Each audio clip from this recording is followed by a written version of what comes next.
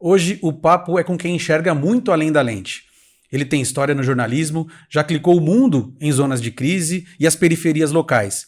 Ele acredita que a fotografia pode reconectar as pessoas. Solta a vinheta!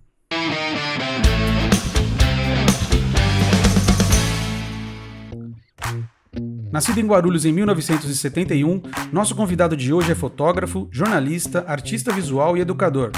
Com mais de 30 anos de trajetória, ele transita entre o fotojornalismo, a fotografia documental e projetos autorais voltados aos direitos humanos e à valorização das vidas invisibilizadas.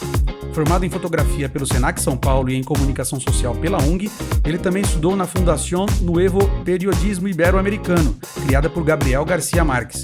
Já colaborou com veículos como Folha de São Paulo, Revista Época e Metronews, além de atuar como assessor de comunicação na Câmara Municipal de São Paulo. Cobriu a missão da ONU no Haiti em 2004 e 2014, experiência que resultou em exposições e no fotolivro Haiti, Liberdade ou Morte. Também documentou comunidades e levou suas imagens a festivais no Brasil e no exterior. Atualmente atua no Ciemaco São Paulo, desenvolve projetos autorais e ministra oficinas para jovens da periferia. O fotojornalista Alexandre De Paulo é o entrevistado de hoje no LupaCast. Salve, salve, minha gente amiga! Seja bem-vindo a mais um episódio do LupaCast, um podcast onde a gente vai comunicar com quem comunica. Antes da gente começar o nosso papo aqui com a ADP, eu queria pedir novamente para você seguir as redes sociais da Lupacom. As contas são essas que estão aparecendo aqui na sua tela.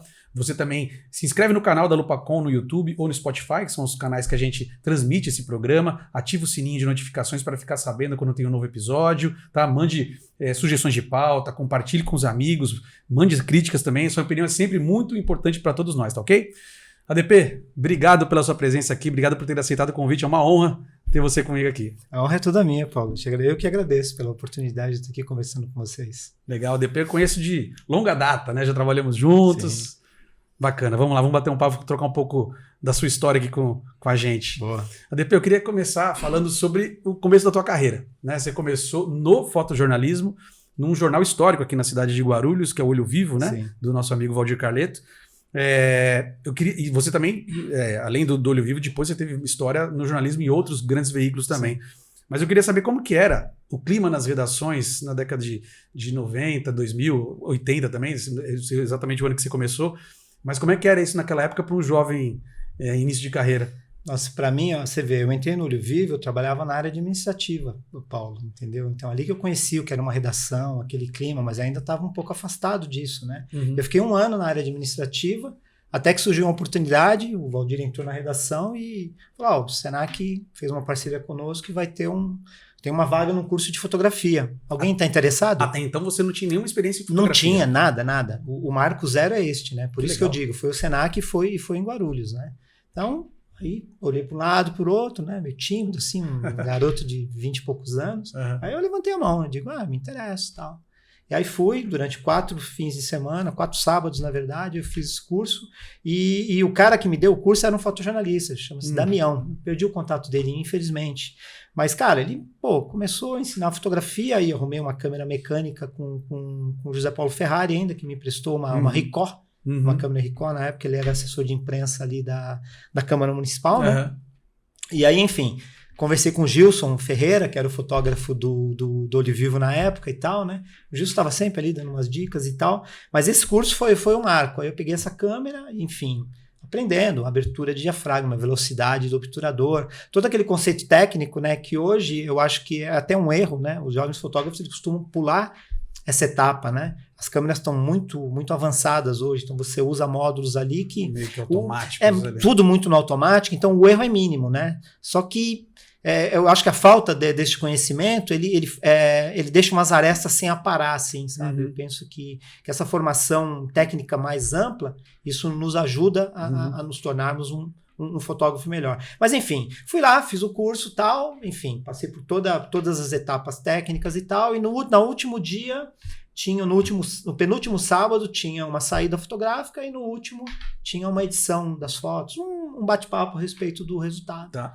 Aí, na anterior, aí tem aquela coisa, né? Foto estática, foto em movimento, congela, enfim.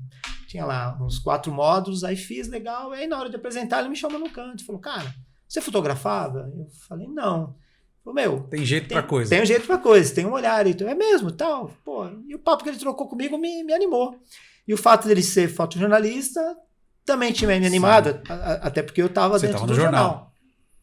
Aí, cara, pô, minha cabeça abriu. Aí fui, né? Naquela época a gente ainda ia em banca de jornal, revista Iris Fotos, tal, bibliotecas e tal, livros. Aí eu fui me aprofundando, quietinho, autodidata ali e mandando ver. Aí um belo dia, tô lá na redação, uma sexta-feira, e eu entro o Valdir e tal. Falou, olha, eu vou ter um evento aqui no domingo, em Arujá, e o Gilson tá saindo do jornal, né, e soube que você pegou gosto pela coisa aí e tal, e queria te oferecer aí uma oportunidade de fazer um teste, né? O coração disparou, né? E como assim um teste? Pô, mas para publicar? Ele falou, E, pô, quando é valendo, é valendo. Valendo. Aí, pô, não dormi, né, cara? Pô, aquela coisa toda, e peguei a câmera emprestada de novo, e, enfim, aquela insegurança natural, né, que um jovem tem. E aí, no domingo de manhã, o Valdir passou, me pegou e tal. E aí, quando eu peguei, abri a câmera, eu me dei conta, estava sem filme. Falei, pô, Valdir, desculpa, mas eu pego meio no supetão, aí você falou comigo na sexta, né, e enfim. Ele falou, não tem problema, vamos na padaria, né, nessa época, né, a gente vendia filme fotográfico, a bobina de filme na padaria. Boa parte das pessoas que estão assistindo não vão saber do que você está falando. Não vão saber do que eu estou falando, né. E aí, enfim, fomos lá, compramos um filme de 36, não sei se é 36 ou 24, mas era no máximo isso. Você tinha 12, 24 ou 36. Eu acho que nós compramos de 24 poses, né? E aí teve uma religião, Perfect Liberty. Ela veio inaugurar um memorial aqui em Arujá. Tá. Coisa grande, o papa deles, digamos assim, o número 1 deles, veio do Japão para poder fazer essa cerimônia, né? Eu digo, poxa vida, legal, né? Cheguei lá, tava o carro da Folha Metropolitana. A Folha, na época, era um jornal enorme, né? Rivadavia Nascimento foi o cara que me recepcionou, uma riqueza de pessoa, super carinhoso, um cara super solícito, assim, pô, eu já me senti à vontade ali, né? Aí, muito bem, pô, era o quê? Era nessa época, mais ou menos, de inverno, então, aquele céuzão azul, então, dragões, né? Aquela coisa japonesa super colorida, tal, uma apresentação de teatral que eles fazem, né? E eu mandando brasa ali, né? Pô, todo empolgado, e vem o Valdir do meu lado e fala, Lê, o papa deles vai nos recepcionar, né? Então tem que fazer uma foto dele. Eu falei, legal, Valdir. Lembrando, ele estava dizendo isso porque você não podia tirar quantas fotos você quisesse. Exatamente. Lembrando que eu tinha um filme de 24 poses. Era exatamente isso. Aí eu olhei, Paulo, eu estava no 20º fotograma. Ou seja, eu tinha 4 poses para acertar pra fazer o bambambam da história. Uma boa foto, para fazer o bambambam da história. Pô... E na época, eu ainda estava só com o corpo da câmera, não tinha equipamento, eu tinha uma lente de 50mm, um corpo que era emprestado, não era nem minha, e não tinha flash nem nada, né? Eu ia já ali com flash, câmera, motor drive, não sei o quê, não sei quantos filmes, eu digo, putz, grilo. Aí entrei, Paulo, um ambiente super escuro, entendeu? E ele primeiro nos cumprimentava. A gente tentava, a primeira coisa, ele ia nos cumprimentar. Tinha um cara, Paulo Dias, você lembra dele? Ele teve um jornal aqui na cidade. Lembro, né? sim. Então eu devo ao Paulo Dias a foto do meu primeiro trabalho. Porque a hora que eu fui cumprimentar, o Paulo Dias estava presente e fez uma foto minha, cumprimentando com a câmera do lado. Então é um registro que eu guardo com muito carinho. E muito bem, estamos lá, e ele se posicionou, começou a falar, tradutor, aquela coisa toda. Aí eu fui, né, Paulo? Fui ali, fotometrei e tal, vi que a velocidade estava lá embaixo. Nessa época, pessoal, você não podia ficar alterando o ISO como você faz na digital. ISO 100 era ISO 100. Podia puxar e tal, mas a latitude de pose era essa. Então a velocidade estava lá no pé. Abri a lente no máximo, a velocidade lá no pé. Aí fiz um fotograma, senti que a velocidade era muito baixa. Falei, tremeu. Segundo, tremeu. Faltavam 2 fotogramas. Aí eu dei a volta, me posicionei, tinha uma janela, eu peguei a luz da janela iluminando o rosto dele. E ali eu fiz no segundo travou. Aí eu digo, putz. Rebobinei o filme, fiquei quietinho, super inseguro, né? Fiz a foto, não fiz, era um teste já valendo e tal. Falei, putz, que coisa. Aí, segunda-feira de manhã, né, cara, corri no laboratório para revelar aquela ansiedade, fiquei lá esperando essa revelação de 1 hora, né? Aí peguei aquele bolinho de fotos, fui indo. Aí chegou nessas fotos, primeira, tremida, segunda, tremida, terceira mais ou menos, né? Quarta cravou. Putz, nossa! Iluminação legal, na última. Paradinho falando, uma expressão boa e tal. Aí no dia 18 de março de 1994, eu publiquei a minha primeira foto. Rapaz. E para mim é o marco zero. Eu considero esse o início da carreira, né? Então ano passado eu completei 30 anos de fotografia. 30 anos de fotografia. Foi uma experiência incrível, Paulo. E como você perguntou, como era o clima na redação? Sim. Era muito legal, ainda mais no Olho Vivo, né? Que era um clima assim, tinha toda uma seriedade, o jornal tinha um peso, né? Tinha todo um comprometimento com a veracidade das coisas, né? A interpretação da notícia da maneira mais fidedigna possível, né? Para quem não conheceu, o Olho Vivo foi um jornal aqui da cidade que hoje a gente pode dizer um jornal de oposição. É um jornal que combatia a versão oficial, né? Porque na época na cidade a gente tinha, a bem dizer, só tinha 2 grandes jornais, que era a Folha Metropolitana, que era de propriedade do então prefeito da cidade. Exato.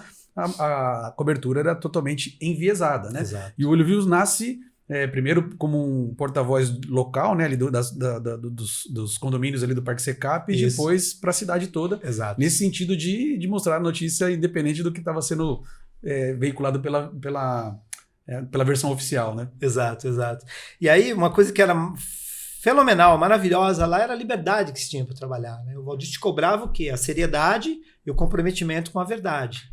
E essa verdade, o que é? É a maneira com que você vai interpretar aquela notícia, da maneira mais fidedigna possível, dando voz para as pessoas. O que a gente cobria, Paulo? Cobria problemas, entendeu? Era esgoto a céu aberto, era via sem asfalto, entendeu? Era falta d'água, eram os problemas que existem até hoje, né? Então a gente ia atrás, era uma voz em defesa da população, que ao meu ver é o trabalho fundamental do jornalismo, né? Esse viés mais social mesmo, você dá voz a quem não tem. A quem não tem, né? Então era maravilhoso, assim, era muito legal. Pô, Renata Moreira, Tânia Fernandes, Castelo Hansen, né? Sim. Então eu tive uma escola, Valdir Carleto, para mim foi uma baita escola, né? Eu vim fazer faculdade depois aqui na UNB, já tinha uma trajetória como fotógrafo, mas não tinha formação universitária. Foi isso que me levou a fazer o jornalismo. Mas a minha grande escola foi dentro da redação do Olho Vivo. Ali eu aprendi, sabe, o fotojornalismo ou o jornalismo em sua essência. Sim. Eu ouvi, uma vez, acredito que foi de você, que a fotografia, antes de estar na câmera fotográfica ou na foto impressa na época ou na tela do computador ou do celular, ela está no seu olho, né? É o olhar que você tem, a fotografia nasce ali, né? E aí quando você faz jornalismo, você amplia mais ainda esse seu olhar, porque o jornalismo tem esse poder de ampliar mesmo, né? Nosso campo de visão para algo que o senso comum, a opinião pública às vezes não tem, né? Até que ponto essa tua formação como jornalista te ajudou na profissão de fotógrafo? Ajudou sobremaneira, porque uniu as duas coisas, né, Paulo? Você tem o texto e a foto, né? O jornal, nós trabalhamos em jornal impresso, né? É essa junção, né? Essa alquimia que você faz com essas duas visões, né? O texto, ele é discursivo, né? Ele é analítico. E a foto é sintética. A imagem por si só, né? Exatamente. Tem que dizer muita coisa. É uma linguagem muito mais simbólica, né? Depois a gente, vai se aprofundando, vai estudando, a gente vê que nos primórdios já era assim, né? Se a gente for remeter aos registros que nós temos de comunicação dos nossos antepassados aí, estou falando dos povos primitivos mesmo, né? A primeira coisa que se tem como registro é a imagem. Então, as paredes rupestres lá na Espanha ou na França são registros, ou aqui mesmo, na Serra da Capivara, aqui no Piauí, você tem registro de 30, 40 mil anos, são imagens, entendeu? Você tem alguns pontos, talvez haja ali uma comunicação que a gente ainda não tenha decifrado, mas fundamentalmente é imagem. Então, é uma síntese de tudo que rolava. Eu brinco até, né, que nas paredes de Chavot, de Lascaux, você tinha ali o jornal nas paredes. Por que eles relatavam? A sua vida cotidiana, a caça, entendeu? O alimento, a família, era isso que eles colocavam ali, o que era importante para eles. E tem uma coisa que eu defendo, que era muito mais de olhar do que de registrar em texto, pelo seguinte: o indivíduo, eram cavernas escuras, fechadas. Ele passava o dia fora da caverna, observando. Para de noite. E ele pintava de memória, no escuro e de memória, Paulo. É aí que prova que a fotografia está aqui. Exatamente, sabe? Vem ao encontro disso que você está falando.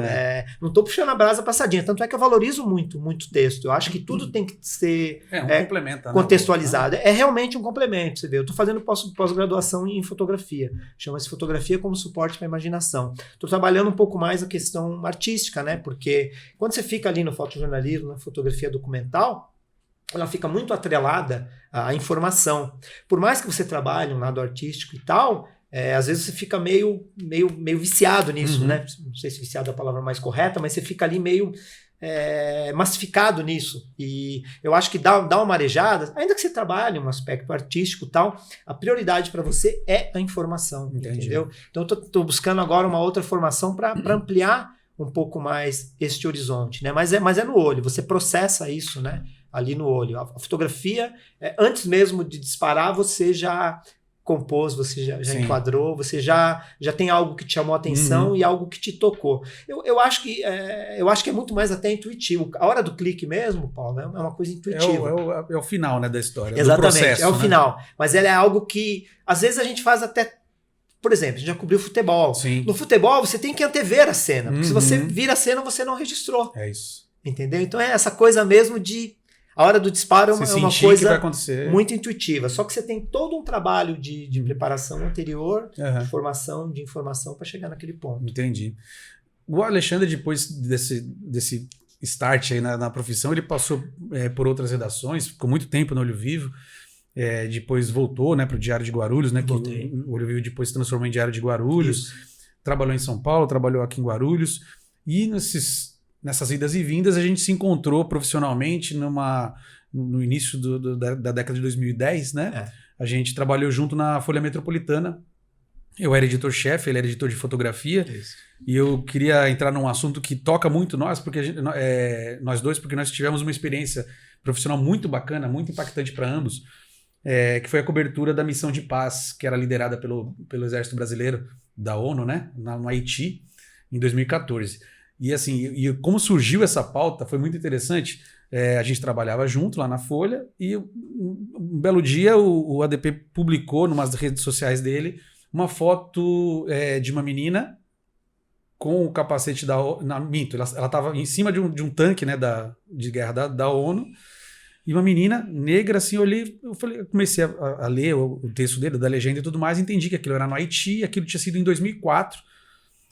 Aliás, 2005, né? Porque fazia um ano que já tinha começado a missão de paz da ONU no Haiti. O Haiti é o país mais pobre das Américas, vivia em guerra civil. Em 2004, a ONU iniciou uma missão de paz liderada pelo Exército Brasileiro. Em 2005, ele foi visitar e fez essa imagem lá. Aí eu comecei a conversar com ele sobre o Haiti, como é que tinha sido a experiência e tudo mais. E aí, na conversa, eu falei, cara, mas 2004, 2014... Era 2014 essa conversa? Pô, tá fazendo 10 anos a missão de paz, vamos tentar ir lá? Vamos, tá? A gente começou a tentar fazer contato com o Ministério da Defesa, o Exército e tudo mais. Já tinha passado o período em que o Exército leva jornalistas para lá para ficar um período só um dia, só e voltar. E aí eles falaram assim, se vocês bancarem a viagem de vocês, vocês podem ficar o tempo que vocês quiserem aqui. E aí nós conseguimos, né, convencer os nossos editores na época a gente fazer essa cobertura. Nós ficamos uma semana lá no Haiti, fazendo essa cobertura, e o que a gente viu lá tocou demais a gente, assim, mudou muito a maneira como a gente vê não só a nossa profissão, mas como a nossa vida. E eu queria entrar nesse assunto contigo e saber de você, o que mais te marcou nessa cobertura no Haiti, tanto na primeira passagem quanto na segunda, que foi um pouco mais extensa, e o que isso te mudou na sua vida profissional e pessoal? Então, isso é uma coisa que me toca até hoje, né, Paulo? Eu lembro da gente muitas vezes voltando, né? Pô, a gente saía às 5 da manhã e às vezes voltava às 10 da noite, né? Saía da base às 5 e voltava às 10. Pô, a gente ficou uma semana lá, a gente mergulhou naquele país, a gente se interessou por aquela história, né? Eu já tinha dado um start realmente em 2004, 2005, porque a gente sempre, as duas vezes que eu fui, foi nessa transição do fim de um ano e início do outro, né? Muitas vezes... A troca do contingente, né? A troca do contingente, exatamente. Eu fui em 2004 e 2005 e depois 2014 e 2015, né? E, cara, o que mais me marcou, primeiro, né? Foi a miséria extrema, que eu me lembro que quando houve o terremoto, né, a abertura do Jornal Nacional com Chico Pinheiro era o país mais pobre das Américas, né? Aí, lá a gente entende o que é o país mais pobre das Américas. Muitas vezes a pessoa não ter nada para comer. Exatamente isso, não ter nada para comer. Ou então, consumir comida estragada. Coisa que se a gente come, a gente vai passar mal e tem risco até de morrer. Tem uma infecção ali e tal. Ou seja, não tinha lixo orgânico, né? O que quer dizer isso? Que as pessoas comem lixo, comem coisas estragadas, né? Não sei se você vai lembrar dessa passagem, né? A gente estava no tanque, você, o nosso colega lá de Porto Alegre, que a gente ficou só nós três, né? Cobrindo uma missão daquele tamanho por uma semana. Foi uma experiência maravilhosa, assim, sob a ótica do jornalismo, do fotojornalismo, uma experiência profissional, né? E eu me lembro que eu avistei de longe um homem banhando uma criança. Aí o tanque foi se aproximando, eu fui vendo aquilo. A hora que eu vi no visor que ele estava dando banho na criança dentro do esgoto. Eu não fiz a foto. Achei aquilo invasivo e tal, mas uma coisa me chamou a atenção. Ele usava o sabonete. Como se ele dissesse pro filho, ó, nós estamos muito mal aqui, mas não perca a sua dignidade. Então, isso me marcou profundamente, né? A falta de comida e o cuidado com esse asseio, que era principalmente nas crianças que iam à escola. Sempre com os uniformes impecáveis. Sim. Ou seja, aquilo nos ensinou a mim, com certeza você também, né? O quanto eles valorizam a educação. Ainda que isso não esteja chegando lá na ponta. Ainda que eles não conseguiram superar todas as dificuldades e adversidades que eles têm, principalmente políticas, né? E com uma pressão exterior muito ferrenha, né? Mas eles têm uma condição ali muito complicada de política interna, né? Mas eu acho que eles têm o caminho, que é a educação e uma alegria, uma felicidade que é difícil de traduzir, de você ver as pessoas... Isso naquelas condições, né? Uma condição tão precária, mas daqui a pouco você vê o cara batendo bola, rindo ou brincando com você. E a questão do idioma também. O Augustin, que era o nosso intérprete, ele falava o creole, que era a língua ancestral local, que se aprende em casa, o francês, que se aprende na escola, o espanhol, uma fronteira seca com a República Dominicana, o português, com tanto brasileiro ali, 13 anos de missão do Brasil, sim. E aquela curiosidade, né? Sotaque mineiro, sotaque gaúcho, sotaque paulista, né? Então, essas coisas me marcaram, assim, profundamente. Tem um episódio que me marcou bastante, ainda nas conversas preparativas antes da viagem, a foto que me fisgou, né, pra gente conversar sobre isso, era uma menina que ele, na hora que a gente decidiu ir, o ADP falou assim, cara, eu preciso achar essa menina. Eu falei, ADP, você tá maluco, cara. Como assim? Você faz 10 anos e no meio do caminho teve um terremoto que foi a maior tragédia humanitária desde a Segunda Guerra, né? Exatamente. Morreu muita gente. Em 2010. Em 2010 teve um terremoto muito grave lá no Haiti, morreu muita gente. Muitas crianças que ficavam nas ruas atrás da gente, tudo órfãs porque perderam os pais no terremoto, muitas pessoas deficientes físicas porque foram feridas na época do terremoto e tudo mais. Eu falei, você tá maluco? Como é que você vai achar essa menina, cara? Você não sabe nem o que aconteceu com ela? Não, eu vou achar. Eu falei, tá bom. E eu lembrava o bairro, né? Era Bel Air. Tinha referência. A única pista que ele tinha era o bairro que era. Eu sei que no dia que a gente estava numa incursão que estava próximo desse bairro, ele chegou no comandante do exército e falou, cara, eu preciso achar essa menina. Eu lembro que o cara fez a mesma cara que eu fiz. Pô, tá de sacanagem. Vai, vamos lá, vai. A gente começou a procurar e a gente ia com essa foto impressa, ele levou essa foto impressa e mostrava para as pessoas, a pessoa falava, eu já conheço a mãe dela e tal, vai para lá, vai para cá. E a gente foi pelas vielas, no meio de uma favela, né? A gente indo, até que a gente achou a mãe dela. Aí a mãe dela foi buscá-la e ela veio, encontramos ela, né? Sim.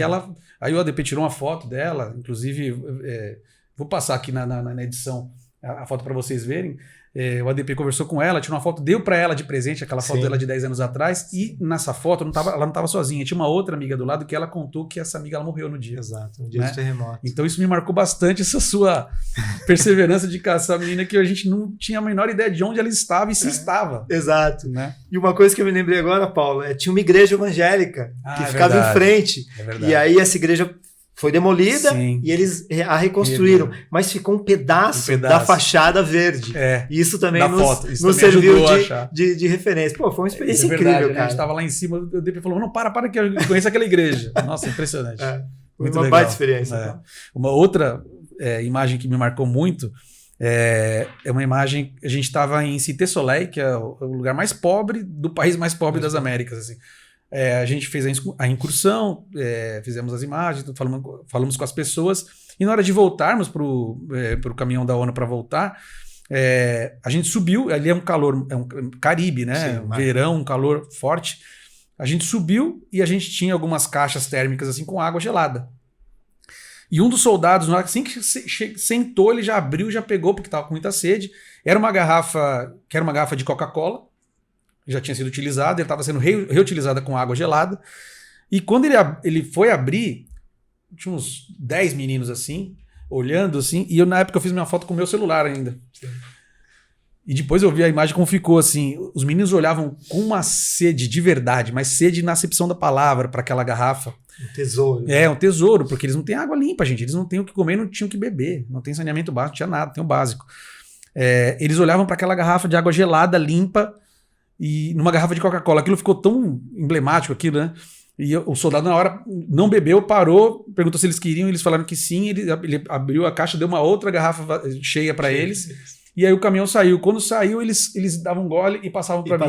Davam outro gole e passavam para outro para dividir, porque sabiam que era o que ia alimentar a alma deles. Exatamente. Durante um intervalo de tempo muito grande. Perfeito. E me lembrei de uma coisa agora, né, Paulo? Eu migrei da fotografia para o texto, e você foi o contrário, né? É verdade. E acho que essa nossa missão lá no Haiti, acho que foi um marco, né? Porque ali você mesmo começou a fotografar. Obviamente que você já fotografava, tal, mas ali você pegou, digamos assim, o gosto mesmo, né? Sim, sem dúvida.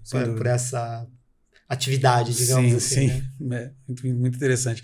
Além do Haiti, ADP, você também documentou situações precárias de brasileiros também, né? Aqui no Brasil, em muitos casos, no jornal ou em trabalhos documentais. Qual que você acha que é o papel do fotógrafo documental num trabalho desse?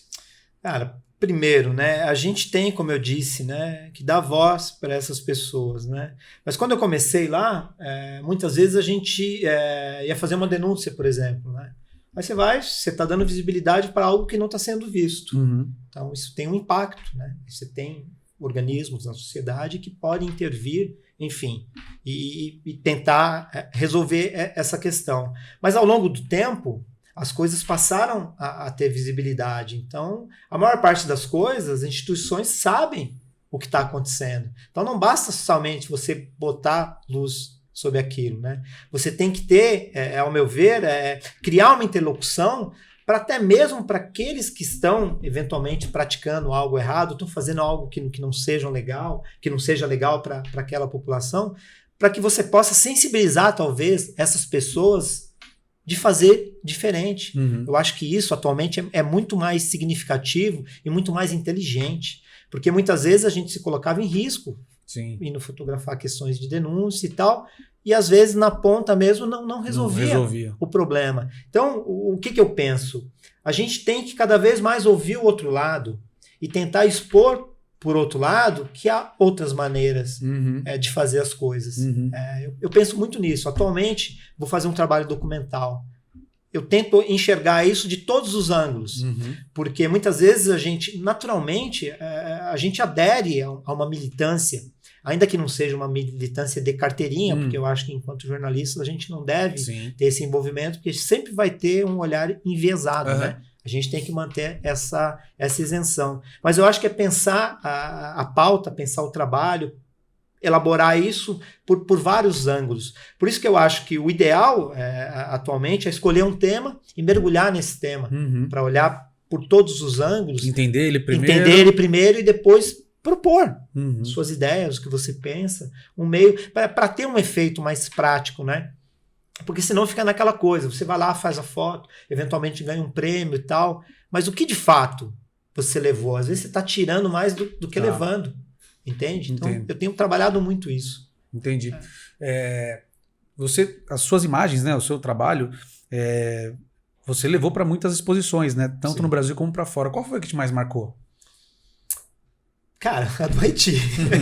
Não tem como, porque o Haiti ele teve um ciclo completo, né, esse trabalho no Haiti, né? Porque, eu me embrenhei, eu fui estudar, eu quis saber a história do Haiti. Nossa, né? Eu sei que você também estudou pra caramba. A gente quis saber por que o Haiti é o Haiti, cadê o povo do Haiti? Porque nós chegamos lá e vimos um povo africano. Sim. Mas, aí você pensa, Mar do Caribe e tal. Não, aquelas pessoas elas foram levadas para lá. O povo haitiano ele foi dizimado. Foi dizimado. Em 1492, o Colombo, o primeiro país nas Américas que as caravelas chegaram, foi o Haiti, entendeu? E havia lá os taínos, que eram os indígenas de lá. Houve aquela questão, vamos escravizá-los, né? Vamos fazer com que eles trabalhem pra gente. Nisso o colonizador olhando para aquele povo nativo. Eles não aceitaram, não tinham muito como se defender, subiram as montanhas, e acabaram o quê? Aqueles que não foram perseguidos e mortos acabaram sendo dizimados, morrendo, ou então tendo que viver numa situação que não estavam muito habituados, enfim. Aí o que eles fizeram na época?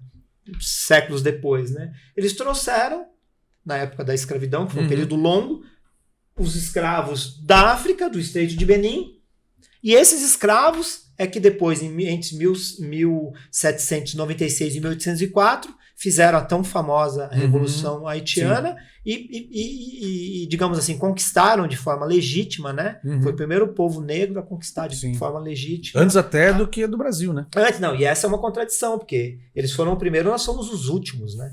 O último país a abolir a escravatura foi o Brasil. E, no entanto, na missão, a partir de 2004, éramos nós, né? O Brasil era um organismo da ONU, mas o Brasil que era o líder militar. Então é isso, né? A gente descobriu que o haitiano ele é filho de escravos. Foram trazidos da África. Enfim, tem toda uma questão de muita penúria, muita dificuldade, muita diversidade, mas muita luta também, porque, eles digladiaram com o exército napoleônico, né? Eles expulsaram os franceses da ilha. Quem enfrentava Napoleão naquela época? Quem? Né? Me diga, né? Me diga você, né? E o curioso, né? E teve ali um pouquinho antes a Revolução Francesa na França, então, de alguma maneira, a gente não tinha uma comunicação tão efetiva, mas isso, para mim, estava no inconsciente coletivo, né? E eles foram para cima, lutaram, e conseguiram expulsar os franceses, mas isso teve um peso, né? Uma dívida externa impagável, que faz muito pouco tempo que foi, entre aspas, eles foram punidos, né? Exato. Por terem expulsado o exército de Napoleão, eles foram punidos, foram multados e criou uma dívida impagável. Exato, e as outras potências, né? Até Estados Unidos fizeram um embargo, né? Semelhante ao que tinha em Cuba e tal, e eles tiveram que se resolver entre si. E também é um problema, né? A partir do momento, quando você tem um inimigo comum, você se une, né? Agora, quando esse inimigo foi expulso, aí um olhou para o outro e falou, quem vai liderar? Se você não tem unidade, se você não tem uma diplomacia, aí vira uma barbárie, vira a lei do mais forte. Foi o que acabou acontecendo durante muitos períodos em relação à política interna do Haiti. Né? Entendi. E esse material que você colheu no Haiti, ele rendeu muita coisa. Ele rendeu uma série de reportagens, que foi a primeira coisa que nós fizemos quando voltamos de lá, mas depois rendeu mais coisas, exposições. Exatamente. Então nós tivemos lá os 4 cadernos ou 8? 4 cadernos, né? Que foi, maravilhoso. Várias páginas, fotos rasgadas, abertas. Foi uma experiência rica para nós, para o jornalismo. Isso é o suprassumo, né? Aí depois eu tive uma exposição em 2017 aqui no Damastor Centro. E depois eu levei essa exposição para a Galeria Olido, ali em frente ao Teatro Municipal. E aí, agora no fim do ano passado, ainda tive o prazer de editar esse livro, que é o Haiti, Liberdade ou Morte, que é o fechamento desse ciclo, né, de trabalho, que foi a publicação no jornal, as exposições e o livro. E foi fácil escolher as fotos que iam entrar aí, não? Cara, tem uma particularidade, né, para você ver, né, eu já tinha feito, fizemos a edição juntos ali das fotos, que é um tipo de edição, né? Pro jornal. A outra edição da exposição, foi uma exposição grande, outra coisa. Mas aí eu conheci a Marli Porto, da Porto de Cultura, num curso que eu fiz de edição de livro no Sesc São Paulo, ali fica no Centro de Pesquisa e Formação, o CPF, né? Que era só um andar que tinha ali como é que chama aquele prédio da FEComércio, que agora é o Sesc, ali atrás do MASP. Nossa, fugiu o nome agora. Bom, era um andar, era o quarto andar, hoje em dia é um Sesc. Tá. Ele é o prédio todo. E fiz esse curso tal, e a Marli, fizemos ali um trabalho de edição. E aí, eu vi o know-how da Marli, vi que o interesse dela, o trabalho dela é completamente voltado para a publicação de fotolivros. Aí conversando e tal, e enfim, chegamos num acordo. E a Marli fez um recorte, eu achei muito bacana da parte dela, né? Ela teve um olhar sobre o trabalho, né? Eu entreguei, 400 fotos para ela, e ela queria chegar em 40, e dessas 40 chegamos acho que em 28. E aí um belo dia ela veio, dificílimo, né? Ela veio e botou assim, falou, olha, seu trabalho é sobre mulheres e crianças. Eu falei, não, Marli, eu não fiz esse trabalho, você fez, está aqui. E ela me provou que eu tinha feito um trabalho que eu não tinha me dado conta, que esse livro trata de mulheres e crianças. Que para mim foi uma coisa que me impactou muito no Haiti, a alegria das crianças e a preocupação das mulheres que formam de fato a base, né? Elas carregam aquele país nas costas, com o seu trabalho, com o seu suor e com a educação dos seus filhos, né? Uhum. Foi um primor, e achei bacana você ter uma mulher, o olhar de uma mulher Sim. sobre o teu trabalho e trouxe luz a algo que eu nem mesmo ela com lugar de fala, ela percebeu. Exatamente, eu achei bacaníssimo isso. E voltando um pouquinho, né? E também quem fez a edição das 2 exposições foi uma outra mulher, que é a Luciana Cavalcante, uma fotojornalista riquíssima que eu conheci lá em 2002, quando eu fui estudar fotojornalismo, fotografia documental na Colômbia, que também foi uma bolsa que eu recebi para estudar na FNPI, que hoje é a Fundação Gabo, né? Foi o Gabriel Garcia Marques, o grande Gabriel Garcia Marques, o grande escritor, que fundou. Então fechou essas coisas, né? Então eu tive a Marli na edição geral do livro e a Lu, que gentilmente também fez um texto a respeito desse trabalho, que ela fez a sua curadoria das exposições. Então essas 2 mulheres aí me ajudaram sobremaneira. Muito legal. ADP, vamos partir para uma outra frente que você também atua, né? A gente falou de fotógrafo, de jornalista, mas também de educador. Você costuma dar treinamentos, né, de fotografia para jovens na periferia. O que essa troca com esses alunos te ajuda, te ensina para o seu dia a dia, na sua profissão e na sua vida pessoal? Pô, legal, muito, muito boa essa pergunta, Paulo. É assim, cara, eu acredito muito na troca, muito, sempre acreditei na troca. Eu acho que a troca no bom sentido, né? Aquilo você oferecer o teu melhor e receber o teu melhor. Quando você está conversando com os jovens, eles estão com a cabeça muito fresca, muito, muito arejada. E a gente, à medida que vai ficando mais velho, vai ficando, enfim, a gente vai, digamos assim, né? A gente vai se refinando por um determinado ponto, mas em outro tem uma certa acomodação.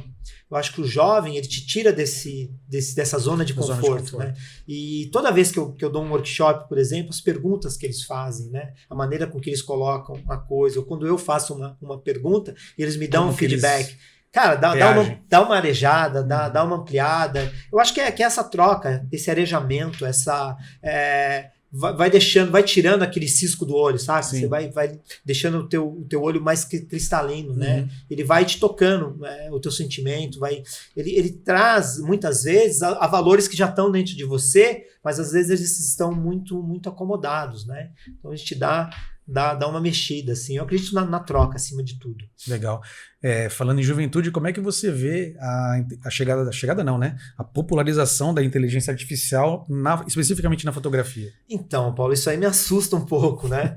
Mas eu penso por um outro lado, né? Por exemplo, você comentou, né? Eu trabalho para o CEMACO São Paulo, né? Que é um grande sindicato da limpeza pública, limpeza urbana de São Paulo, né? E eles trabalham muito a questão da comunicação, né? Lá nós somos em 4, né? Dia 16 de maio agora teve o dia da limpeza, que envolve a CEI conservação também, varrição, coleta, é muito mais amplo. E aí os colegas que nós trabalhamos em 4 lá, eu, Murilo, Fabiano e o Fábio Buzian. Murilo e Fabiano fizeram um curso de inteligência artificial. Cara, eles montaram um vídeo institucional inteirinho com inteligência artificial. E nós fizemos um evento na Câmara Municipal de São Paulo, houve essa apresentação, via pessoas chorando na plateia. E ao final da apresentação do vídeo, o presidente foi e anunciou: olha, vocês perceberam alguma coisa de diferente nesse vídeo? O pessoal, não. Esse vídeo foi feito 100% com inteligência artificial e nós somos o primeiro sindicato do Brasil a fazer isso. Foi uma coisa que teve muito impacto. Agora, falando da fotografia, né? Eu não sei como vai ser amanhã, mas até agora, Paulo, tem que ter um de nós lá para apertar o botão. Sim. Você entende? Essa é a diferença. Então, eventualmente, a inteligência artificial, assim como ela produz um vídeo, os poros do rosto da pessoa, a expressão, você via ali, tudo aquilo foi montado, baseado no conhecimento que os meninos adquiriram e aplicaram nesse trabalho. Mas teve que ter os meninos. Teve que ter os meninos, exatamente. Então sempre vai ter alguém para apertar o botão. E no nosso caso, que nós trabalhamos com fotojornalismo, com fotografia documental, a gente sempre vai estar atrelado a um evento que não é uma criação, ela é uma verdade. Aquele evento se deu no tempo e no espaço. Nós temos que estar lá. Eu lembro que na redação sempre brincava, né? Você fazia uma matéria por telefone, mas uma foto não fazia. Você transmitia uma foto por telefone, hoje transmite pela internet. Tinha que estar lá você fazer. Tem que estar lá. Então, eu acho que ainda não resolveram essa equação. E eu espero que não resolvam, porque tem que ter o comunicador, tem que ter o mediador. Ela tem que servir como uma ferramenta. É uma ferramenta, entendeu? Esses dias, quando foi? Segunda-feira, eu fui na Arfox São Paulo participar de um treinamento da Canon para conhecer os novos equipamentos. Sim. Paulo, Absurdo, né? Absurdo, a tecnologia, cara... E cada vez mais rápido. Né? Cada vez mais rápido. Então, quer dizer, muitas coisas que a gente tinha que ter no nosso know-how. Bom, na década de 90, quando eu comecei, cara, você tinha que saber, era filme, preto e branco, entendeu? Você tinha que saber de foco, abertura. Era uma coisa, a fotografia tinha um lado muito técnico. Que era importantíssimo, entendeu? Se você não tivesse essa parte técnica, não bastava você ter muitas vezes a percepção e saber o momento de fazer o clique. Se você não tivesse, você não fazia foto, você não trazia foto, ou trazia muita foto ruim. Sim. Tem uma ou outra boa ali. Salvar uma outra. Hoje em dia, o equipamento, ele te oferece a menor margem de erro. Só que, ao meu ver, isso nivela muito por baixo. Então, o conceito continua o mesmo. O cara tem que ter um olho bom. Ele tem que ter uma sensibilidade, ele tem que ter uma ideia acima de tudo, ele tem que ter um conceito. Ele tem que ao pegar a câmera e sair, ele tem que saber o que ele vai fazer. Ou pelo menos ter uma pergunta dentro de si, o que eu quero fazer. Entende? Entendi. E isso, para mim, continua a mesma coisa. Não muda. DP, a gente tem um quadro aqui que são os 3 toques da Lupacom. São 3 perguntas fixas que eu faço para todo convidado. Okay. Eu queria começar com você, para você me dissesse um erro de comunicação que te ensinou muito. Assim, no trabalho. Sim. Muitas vezes a gente é presunçoso, entende? Quando você chega num ponto assim do teu trabalho que você já está dominando a técnica e tal, ou já está executando aquilo com uma certa facilidade, entre aspas, né? A presunção pode ser uma questão que te atrapalha.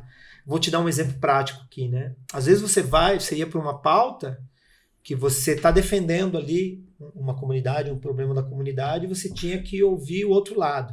E às vezes esse outro lado era um outro lado meio viciado já, não tinha muita credibilidade e tal, e você meio que ouvia por padrão. Mas às vezes uma coisa que essa pessoa falava, ela tinha um fundamento. Então aí você pecava por não dar, entendeu?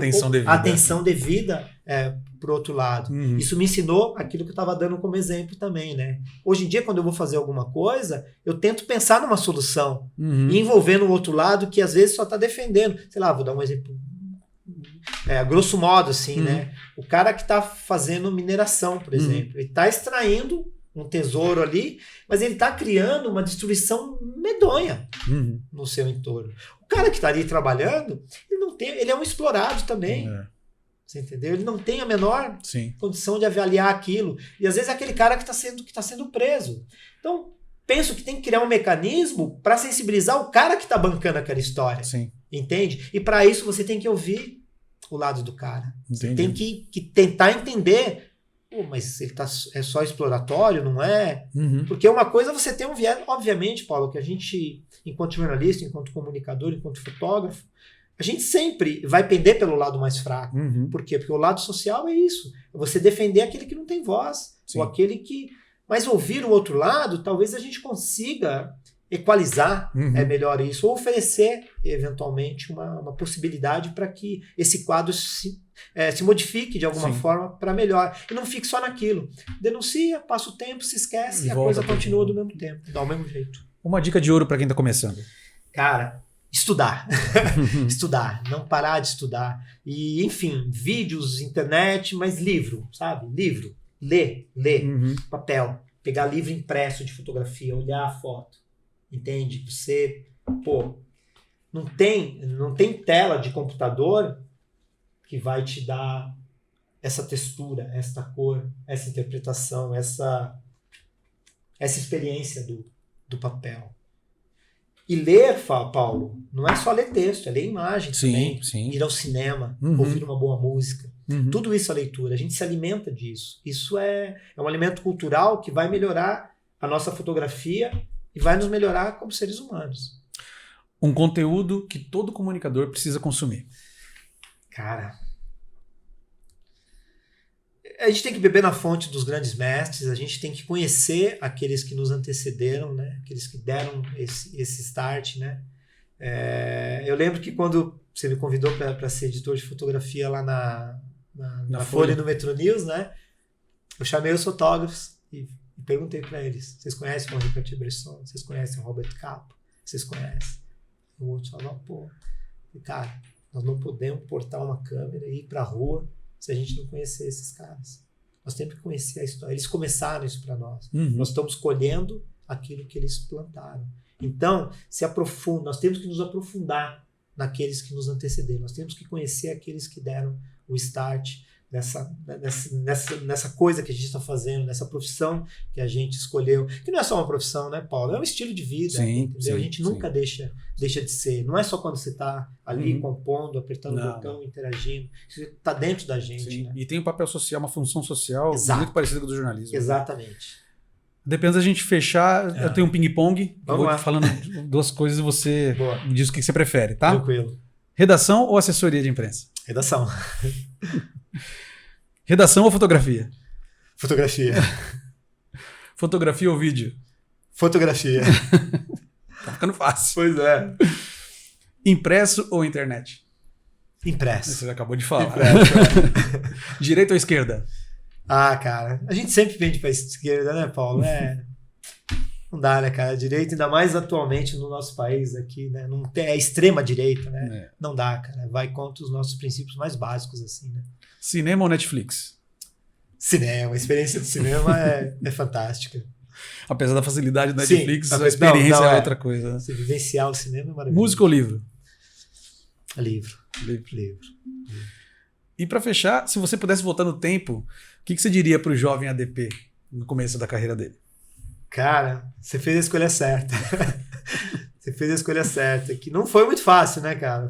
Mas como é que eu vou dizer que não foi muito fácil? Eu tive muita ajuda, cara. Eu vou te falar assim, eu me considero um cara de muita sorte, né? Eu conheci pessoas importantes na minha vida, assim, dos meus 20 anos para frente, foi muita batalha, muita luta, mas eu tive muita ajuda, então eu me considero um cara de muita sorte, assim. Eu diria, você fez a escolha certa. DP, obrigado pela tua presença. Paulo. Poxa, uma honra, tempo curto, dá pra gente ficar mais tempo conversando. Obrigado por você dividir um pouco da tua história, um pouco da tua vida aqui com a gente. Poxa, prazer todo meu. Prazer a você, ao Rafa que tá ali do outro lado gravando a gente. Muito obrigado, espero que vocês gostem desse bate-papo.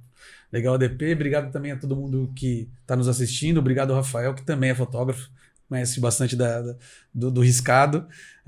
E lembrar você de se inscrever no canal da Lupacom, no YouTube, no Spotify, seguir as redes sociais da Lupacom, ativar as notificações para ficar sabendo toda a novidade que chega aqui e compartilhar com os amigos, dá o like no vídeo, comenta, manda sugestão de pauta, sua opinião é sempre muito importante para nós, tá bom? Porque release a gente até lê, mas papo bom de comunicação é aqui. Um abraço, até a próxima. Um abraço, tchau, pessoal.